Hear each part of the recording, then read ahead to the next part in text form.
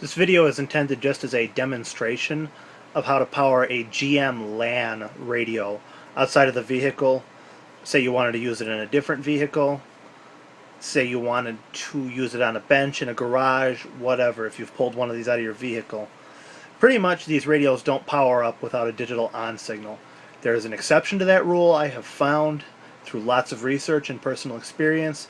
2006 and 2007 Saturn Ion and Saturn View stereos, identical to this one here, with a black face, will power up like a normal radio and work in any application.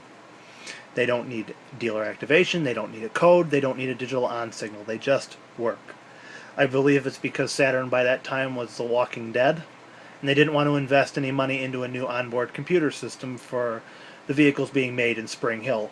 Any Saturn that isn't made in Spring Hill, Tennessee, probably has the LAN11 system.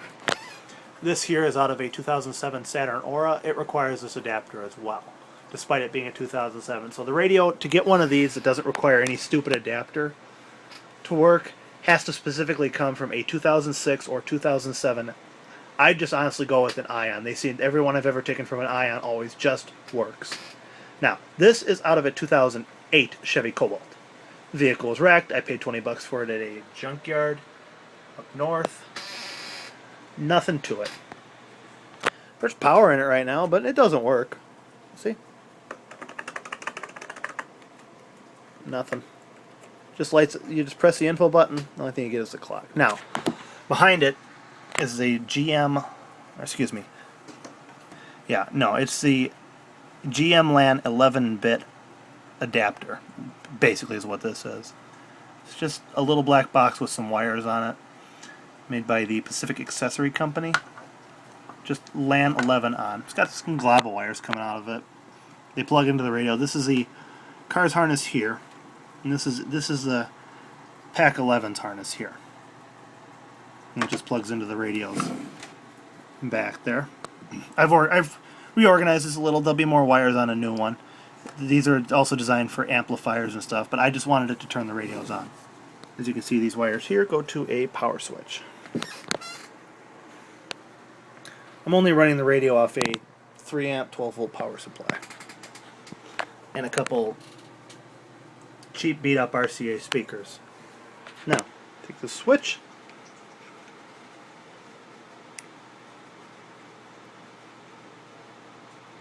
Magic. The radio suddenly comes to life.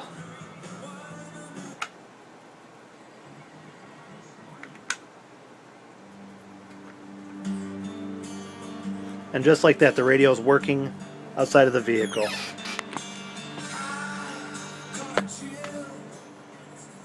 These radios in their natural environment require a digital on signal from the car. And if you switch this between cars, it'll display locked and will require dealer activation. I'm not entirely sure how the LAN11 works, this little adapter back there. I've never been able to figure it out. I believe it might put the radio into some kind of like test mode, because I've never hooked one of these up and had it say locked yet, but I've heard of it in vehicles. And that's all there is to it.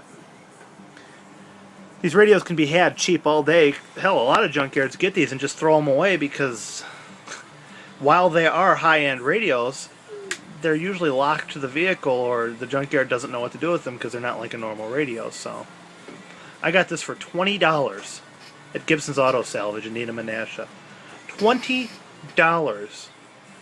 And the quality of this radio is far superior to any aftermarket, $150 or less. This just absolutely just blows them away. Yeah, when you start getting up to the aftermarkets over like $200, yeah, they're going to be better than this. But for the money, you can't beat these radios. 20 bucks for that? And I paid 60 bucks for that online with free shipping? And it's so little. And the switch has plenty of wire. Say you want to install this into some old GM vehicle or any kind of old vehicle that you can fit this in the dash, which I did on a 2002 Saturn. And you know what? You just hide the switch off to the side, you turn the radio on, the radio holds its memory, it holds the clock. It works like a normal radio. The only difference is you have to flip the switch to turn it on. It won't turn on off the ignition. So there you go. 80 bucks and you have a superior quality radio, that these can be had with USB on them.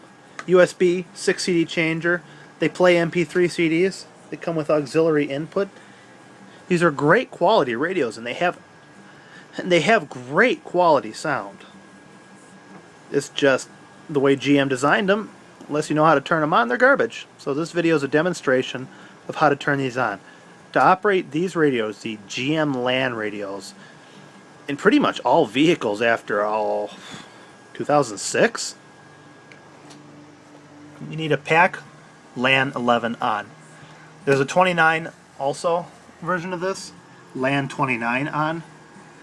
Certain vehicles have it. I'll just put it in the text description. How to separate an 11-bit radio from a 29-bit radio, because this won't power on a 29-bit radio. The radio just sits there and does this. Sits there and does nothing. Alright, any questions? Feel free to leave a comment.